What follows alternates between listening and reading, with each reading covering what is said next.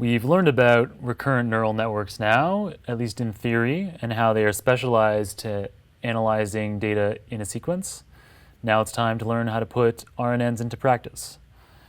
Continuing along with our IMDb sentiment analysis, sentiment classification problem, I have, as always, created for you the file that you'll need if you want to just follow along. It's RNN in Keras. We will be adapting our last notebook, the convolutional sentiment classifier, into an RNN.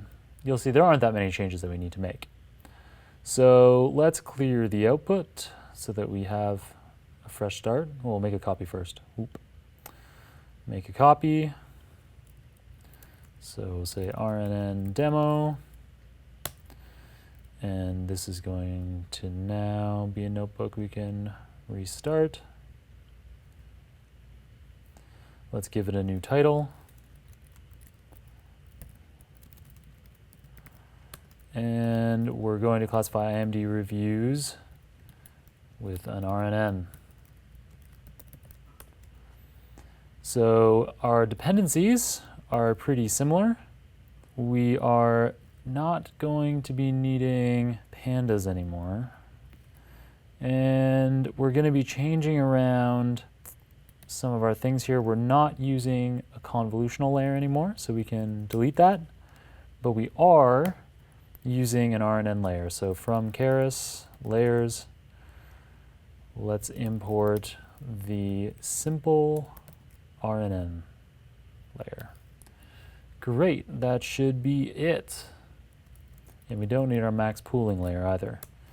Okay, so let's load those dependencies. We need to pick a new name for our output directory. You will see that the RNN requires quite a few more epochs to train. So let's set that to 16 from 4. It doesn't make as good use of the data in each epoch to learn its weights. Let's increase the number of unique words we're working with. The efficiency afforded by working with sequences will enable us to work with more words. We're not going to skip any words. And we need to drop our maximum review length down from 400 back to 100. RNNs are not capable of looking back very far in time.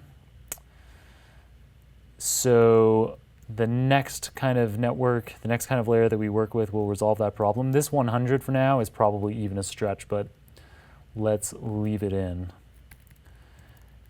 And what else do we need to change here? Well, we should change the name of our convolutional layer here. We're just going to change that to RNN. And we might as well have 256 of them still. And we're going to have dropout in our RNN. And we're also going to not be needing our dense layers. So it is common practice in building RNNs to have the embedding layer feed into your RNN layer, which feeds directly into the output layer. It isn't super common to have the dense layer in between the RNN and the output like we did with a convolutional layer. You're welcome to experiment with that. Architectures are different for different kinds of problems, and with all the, there's lots of hyperparameters you can change. You might find that a dense layer works. I couldn't find a way to have a dense network add any additional value. So we're going to drop that dense layer out. And that should be it for our hyperparameters. We are going to load in our data in the same way as before. We are going to pre-process our data the same way as before.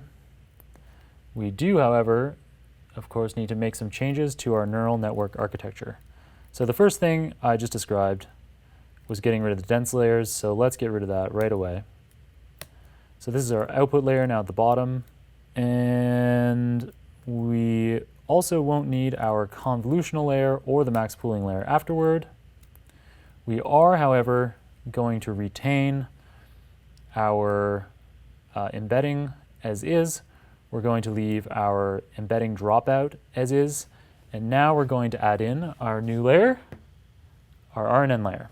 So to do that, it's pretty simple, as are most layer additions in Keras. So we simply type in the name, simple RNN, and we specify the parameters that we defined above, the number of dimensions that we want in the RNN, and then we're also going to define some dropout.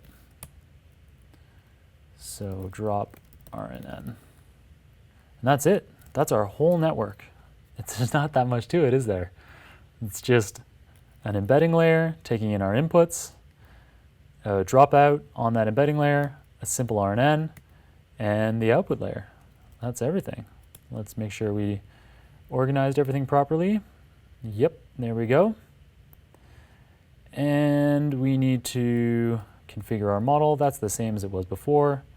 Set our model checkpoints for saving our epochs, saving the results of training.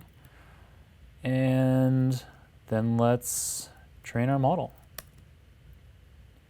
So the epochs need to run for longer than 4. You'll see that it will continue to train for a while. In the meantime, while it gets set up, so it took a little while for it to load some information onto the GPU. Now it's flying through the epochs.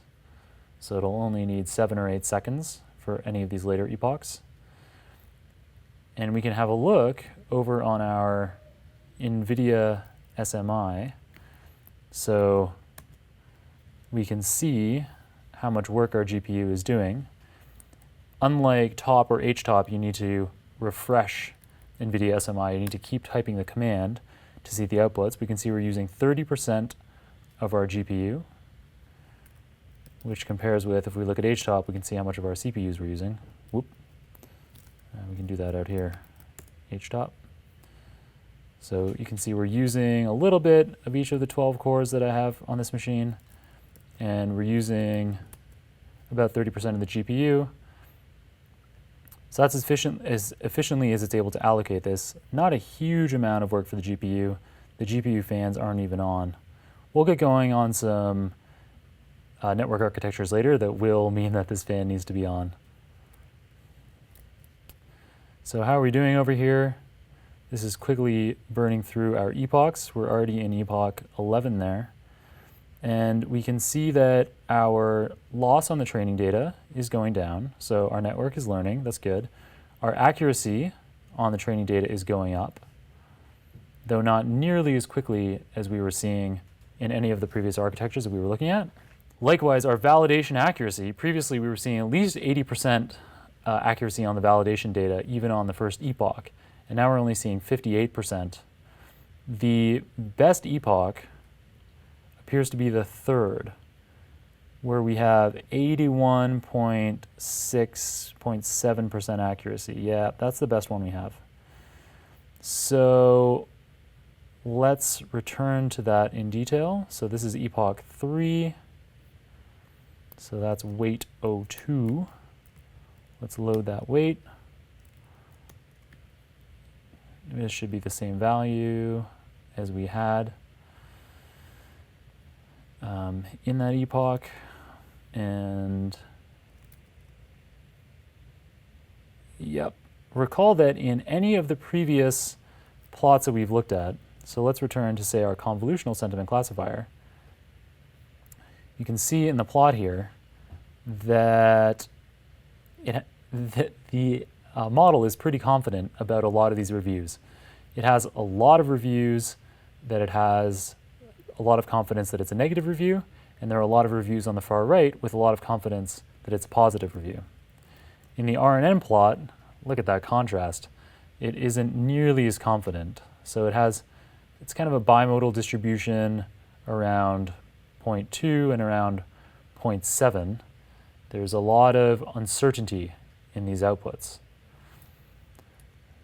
Now, let's have a look at the AUC, and so of course relative to our confident we had 96% of the area under the curve covered by our convolutional classifier. Our RNN is only 85%.